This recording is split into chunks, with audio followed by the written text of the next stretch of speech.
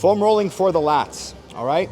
So this one's a little bit tricky to set up. As you can see my position here, I usually like having one leg back and one leg kind of crossed over. Whatever's comfortable for you, I just kind of find that this works better for me.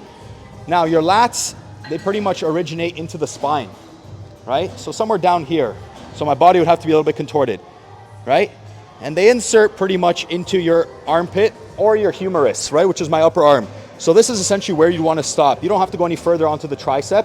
So the whole idea is you're kind of shifting your body, moving it all the way through pretty much until midway through your torso, and then pulling yourself through. And don't be scared to kind of externally rotate that arm and shift your body out backwards to navigate and try and find any tender spots, right?